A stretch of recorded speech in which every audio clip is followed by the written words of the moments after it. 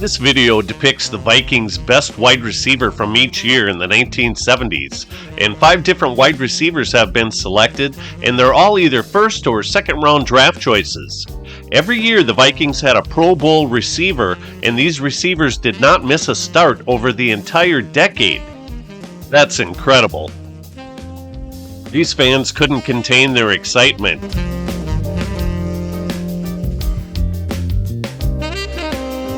Nor could this longtime Vikings mascot.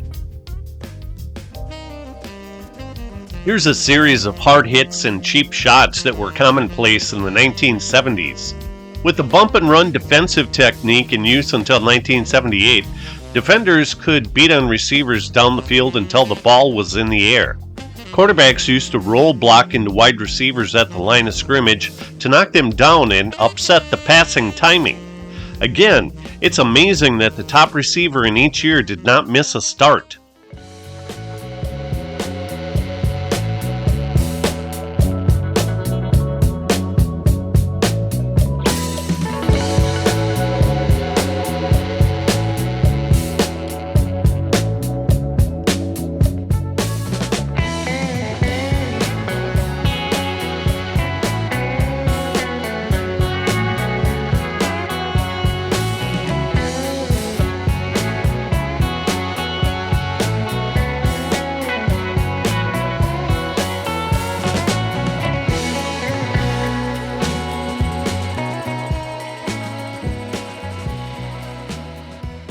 Gene Washington was the Vikings' best wide receiver in 1970.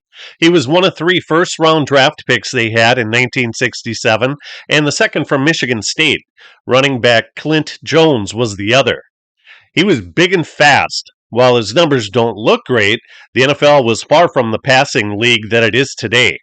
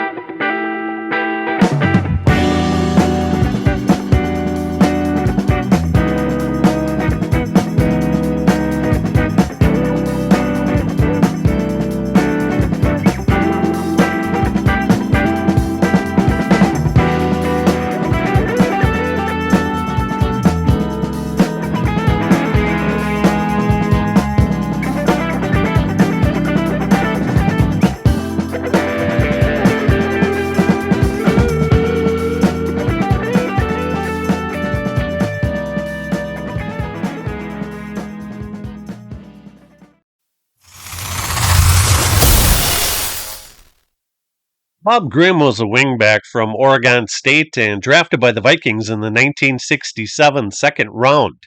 In January 1972, he was traded to the Giants with quarterback Norm Snead, running back Vince Clements, and the Vikings' first choice in the 1972 draft, along with their second choice in the 1973 draft for quarterback Fran Tarkenton.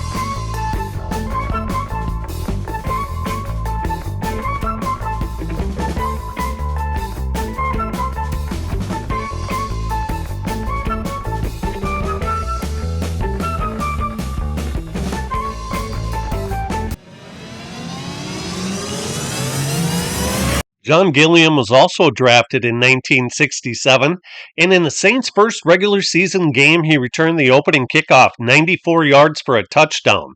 He didn't do much damage for the Saints in 2 years there, but he had much better production in St. Louis, where he received almost 2,800 yards, 17 touchdowns, and averaged an even 20 yards per catch. In 1972, he was traded with the Cardinals' 1973 second-round pick and fourth-round pick for quarterback Gary Cuozzo.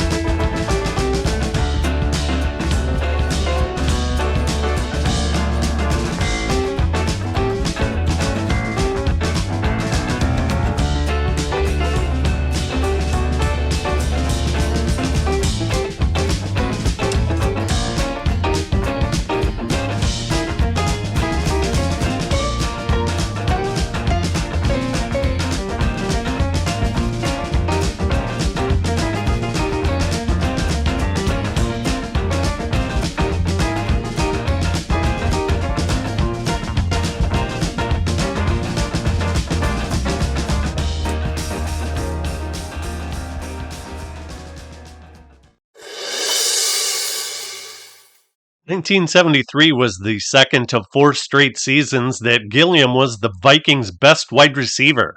Let me know in the comments who your favorite 1970s Viking wide receiver is.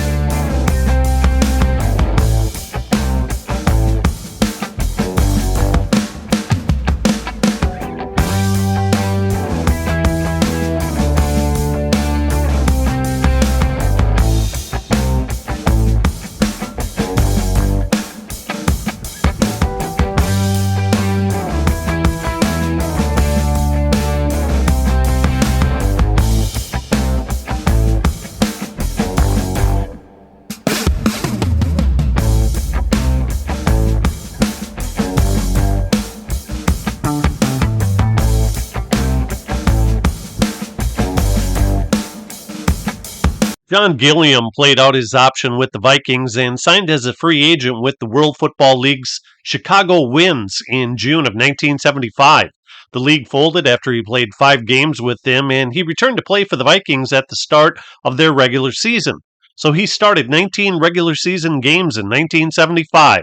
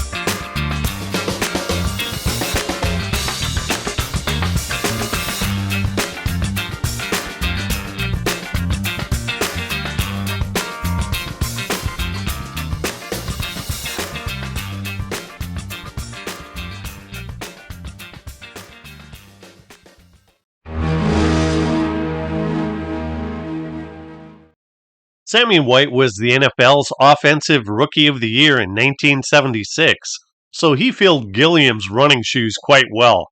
He was a wingback at Grambling State and was only the second player to start for Bud Grant in the first regular season game of their rookie year. Wide receiver Jim Lash was the first.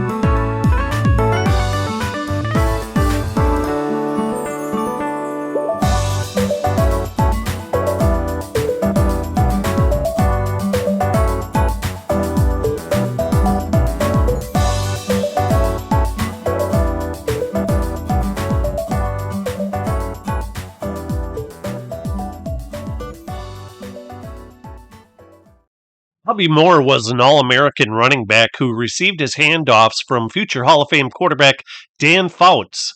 He was the fourth player drafted in 1972 and was traded to the Bills for backup quarterback Dennis Shaw.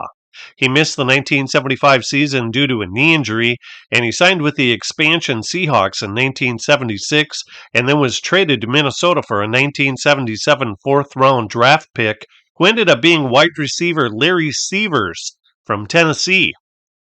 Ahmad Rashad failed the Vikings' physical examination, but he was kept on the team because quarterback Fran Tarkenton wanted it that way.